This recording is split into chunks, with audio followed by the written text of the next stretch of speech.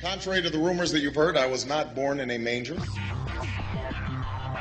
I was actually born on Krypton and sent here to save the planet Earth.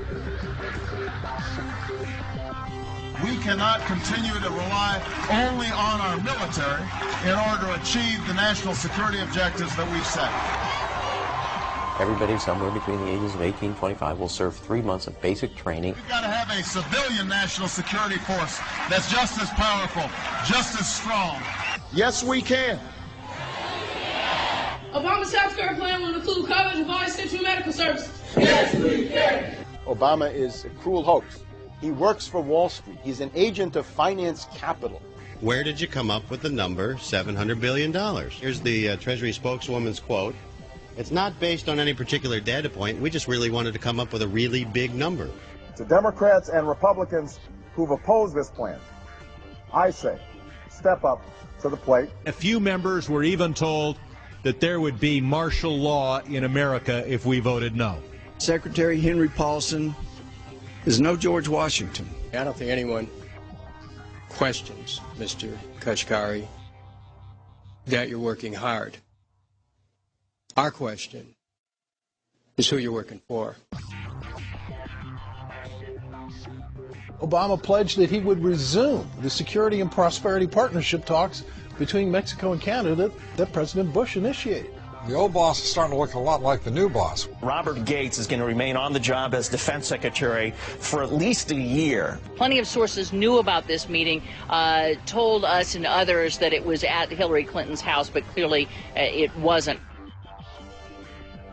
We've got to give them a stake in creating the kind of world order that I think all of us would like to see. We see you causing a depression so you can blow out the economy and consolidate it and bankrupt it. We know that you are enemies of free humanity, and we are here standing against your tyranny.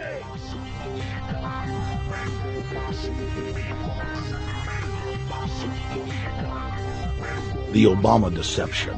The truth strikes back.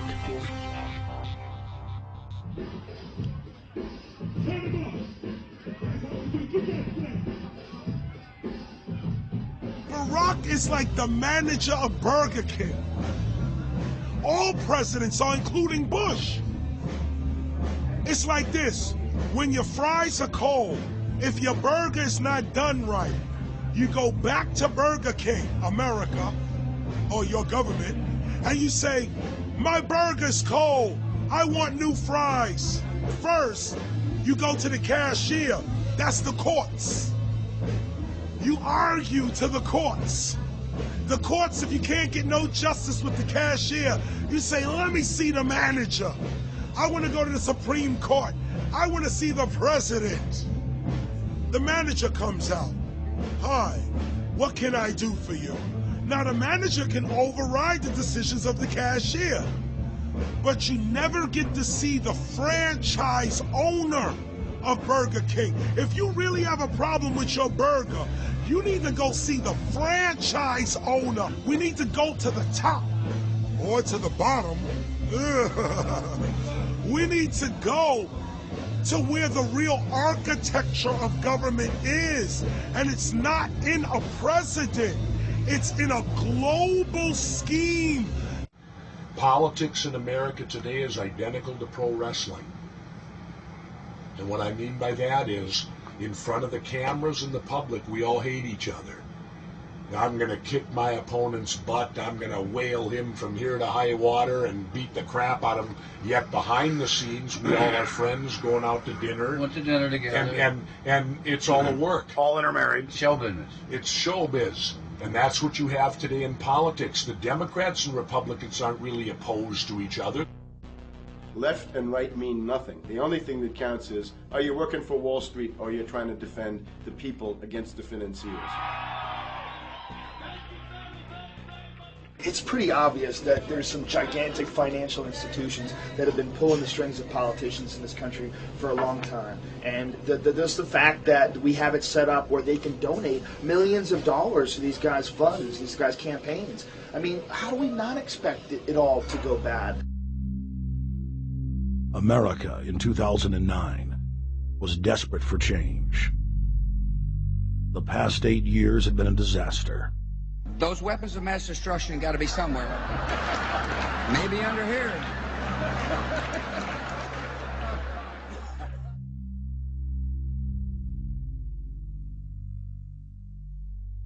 George W. Bush, who had claimed to be a conservative, had tripled the size of the federal government, shredded the Constitution, and destroyed the image of the United States worldwide. Nope, no weapons over there.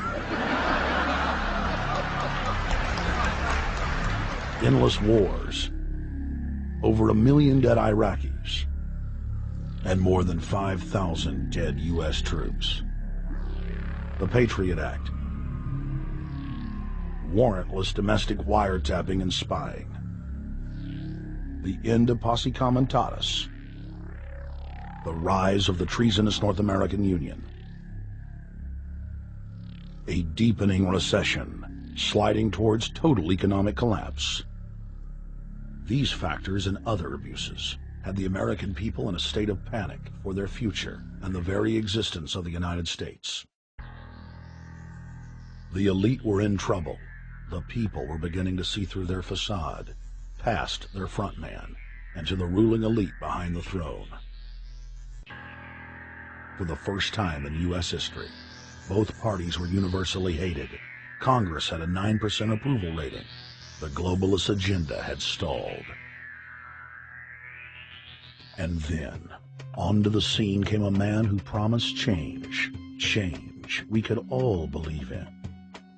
Barack H. Obama promised to end the war and bring our troops home fast. He pledged to uphold the Constitution and to stop the federal government from spying on the American people. Candidate Obama told American workers that he was going to get them out of NAFTA and GATT, and he's already breaking those promises. In this film, we will prove that Obama says one thing and does another, and that he works for the very same elite interest that Bush served, the very interest engineering the financial collapse and formation of a dictatorial world government.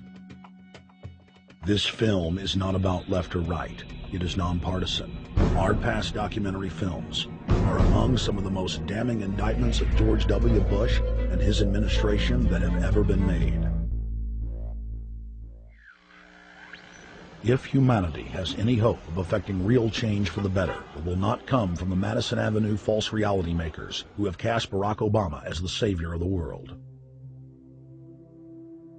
To alter our course from tyranny to liberty, to defeat the corrupt elite, we must get past the puppets and confront the real power structure of the planet. Now we can see a new world coming into view. A world in which there is the very real prospect of a new world order. Webster Griffin Tarpley is an accomplished geopolitical analyst and historian. Among his scholarly works are the unauthorized biographies of George Herbert Walker Bush and Barack Hussein Obama. Since Bush the Elder made his speech at the United Nations back in September of 1990 talking about the New World Order, I think I've become confused about what's actually going on in the world. The New World Order is a more palatable name for the Anglo-American world empire. It's the planetary domination of London, New York, Washington over the rest of the world. It's hard to get people to join that or think they have a part in it if you call it the Anglo-American world empire. If you call it the New World Order, then people in India or someplace like that or the European Union might think, well, there's something in that for us too. But that's not what it is. It's the Anglo-American New World Order.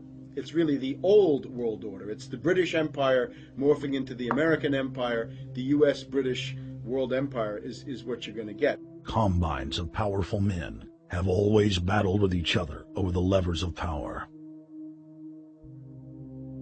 Gerald Celente is recognized as one of the world's foremost trends forecasters and is the founder of the Trends Research Institute.